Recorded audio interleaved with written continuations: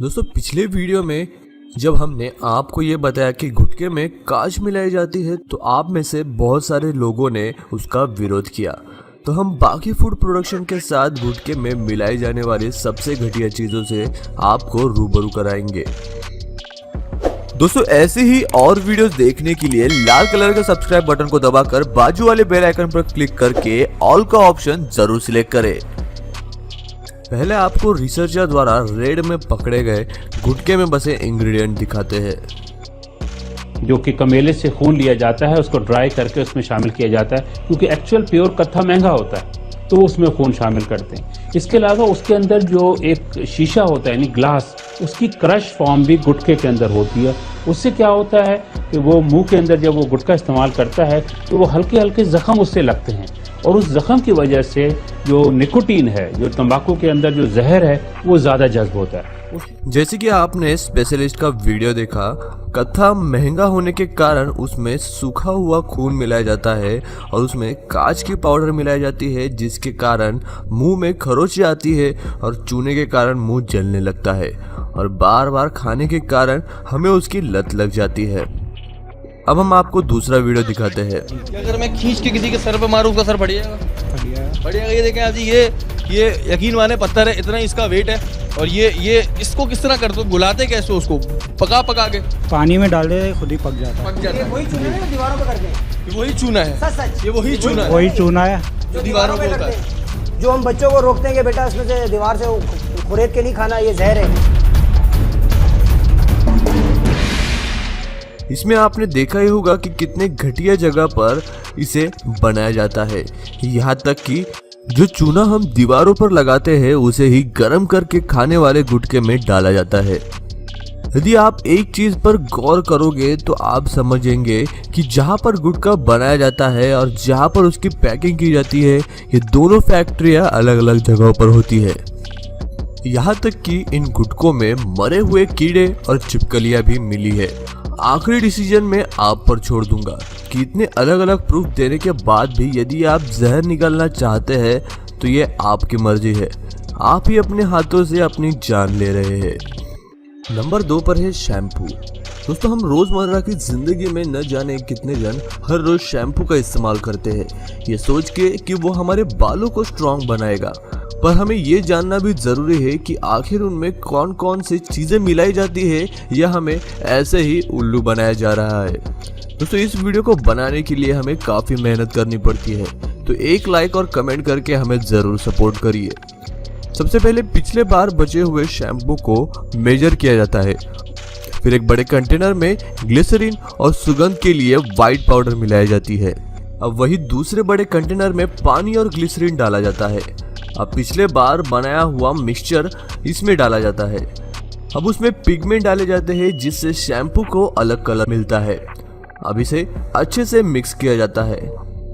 अब इसमें ammonium chloride, ammonium lauryl sulphate और ग्लाइकोल का मिश्रण मिलाया जाता है। अब उस मिश्रण को एक बीकर में लेके टेस्ट किया जाता है। अब टेस्टिंग के बाद खाली प्लास्टिक के बोतलों को उसमें शैम्पू भरने के लिए तैयार किया जाता है। अब दूसरी मशीन इन्हें एक लाइन में अलाइन करके खड़ा कर देती है। अब इनमें 3 से 4 के सेट में नोजल द्वारा लिक्विड शैम्पू भरा जाता है। यहाँ पर अलग अलग पंप लगे होते हैं जो सिर्फ सही मात्रा में ही शैम्पू इन बोतलों में भरते हैं। अब इन्हें आगे बढ़ाया जाता है जहाँ पर उन पर कैप चढ़ाई जाती है। दूसरी मशीन इन कैप पर सील चढ़ा देती है। अब इन बोतलों पर कंपनियों का लेबल चढ़ाया जाता है और अब उन्हें पैक किया जाता है और बेचने के लिए भेज दिया जाता है। नंबर 3 पर है टेनिस बॉल। दोस्तों आपने अपनी जिंदगी में एक बार तो रबर बॉल से जरूर खेला होगा, तो चलिए जानते हैं कि आखिर इन रबर या टेनिस बॉल को फैक्ट्रियों में कैसे बनाया जाता है। सबसे पहले बड़े बड़े रबर शीट्स को 2 रोलर के बीच से गुजारा जाता है। यह रबर को और इलास्टिक बना देता है। अब इन्हें कुछ समय के लिए हैंगर पर टांगा जाता है, जो इन्हें काट कर छोटे छोटे हिस्सों में बांट देता है। अब इन कटे हुए रबर के गोलों को दूसरे मशीन में डाला जाता है, जहां पर इन्हें बंद करके गर्म किया जाता है। जब ये ठंडा होकर बाहर निकलते हैं तो ये किसी छोटे गोल रबर बॉल का रूप ले लेते हैं। तब एक व्यक्ति इन्हें 4 के सेट में काटता है। अब इस शीट को दूसरे मशीन पर रखा जाता है जो इन्हें गोल आकार में काट देता है। अब इन आधे आधे रबर बॉल को एक मशीन में डालकर चिपका दिया जाता है, जिससे एक पूरा गोल रबर बॉल बनकर बाहर आता है। अब इन बॉल पर एक पाउडर लगाई जाती है जिससे आगे लगने वाला कवर चिपका रहे।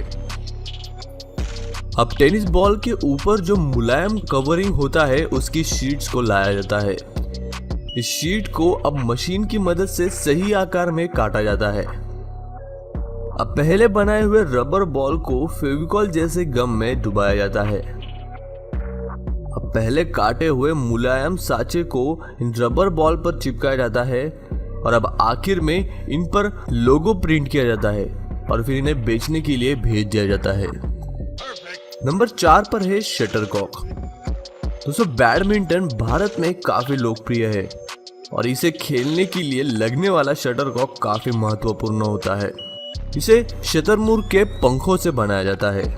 तो आप ये बात समझ ही सकते हैं कि आखिर यह इतना महंगा क्यों होता है। तो चलिए जानते हैं कि आखिर इसे फैक्ट्रियों में कैसे बनाया जाता है। सबसे पहले तो इन पंखों को एक साथ अलाइन किया जाता है। अब इन्हें एक एक करके सॉर्टिंग मशीन पर लगाया जाता है।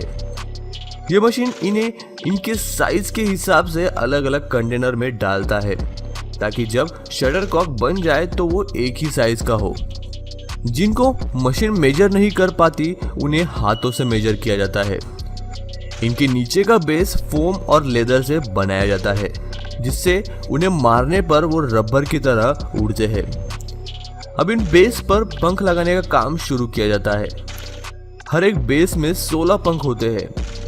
अब पंचिंग मशीन इन बेस में एक एक करके 16 होल गिराती है। अब दूसरी मशीन इन होल्स में पंख घुसाने का काम शुरू कर देती है।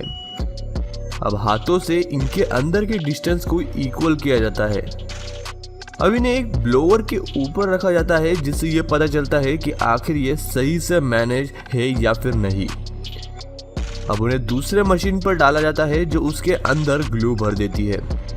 अब इन पंखों का लोकेशन फिक्स हो जाता है, लेकिन अभी भी ये नाजुक होते हैं और कभी भी टूट सकते हैं। इसीलिए इन्हें मशीन की मदद से धागों के जरिए बांधा जाता है। अब वर्कर इनकी गांठ बांधकर धागे को काट देते हैं। अब फिर से इन धागों पर भी गम लगाया जाता है। अब सबसे आखिर में इनकी टेस्टिंग की जाती है और इन्हें पैक करके बेचने के लिए भेज दिया जाता है। नंबर 5 पर है बास्केटबॉल। इसे बनाने के लिए सबसे पहले एक रबर शीट को फोल्ड करके एक मशीन में डाला जाता है जो उन्हें एक खास तरह के आकार में काट देता है। अब इस होल के ऊपर ग्लू लगाकर वहां पर सील किया जाता है। अब उसमें हवा भरकर इस बॉल के ऊपर गर्म साँचा डाला जाता है। अब इन्हें गोल घुमाकर उन पर नायलॉन थ्रेड लगाया जाता है। अब इसके ऊपर लगने वाली चीज natural rubber, synthetic rubber, magnesium carbonate और मिनरल ऑयल से बनाया जाती है। अब इन सब की एक शीट बनाई जाती है जो 1 से 1.5 इंच जाड़ी होती है। अब इस शीट को कई सारे रोलर के बीच से गुजारा जाता है जो उसे पतला बना देती है। अब एक ऑटोमेटेड ब्लेड इन्हें स्पेसिफिक इंटरवल के बाद काट देता है। अब एक मेटल पैटर्न को इस रबर पर रखकर उसे काटा जाता है। अब इस रबर को सांचे में डाला जाता है, फिर पहले के रबर बॉल को उसमें डालकर उसमें हवा भर दी जाती है। अब सांचे को क्लोज करके उसे गर्म किया जाता है, फिर उसमें सील लगाया जाता है। अब अलग अलग तरह के रबर बॉल बनाने के लिए अलग पैटर्न से रबर को काटा जाता है और इसी तरह ही वॉलीबॉल भी बनाया जाता है। अब आखिर में उन पर कंपनियों का लोगो लगाया जाता है। अब सबसे आखिर में उन्हें सांचे में डाला जाता है जो उन्हें अलग पैटर्न दे देता है। अब इन्हें कलर करके अंदर की हवा निकाली जाती है और इन्हें पैक करके बेचने के लिए भेज दिया जाता है।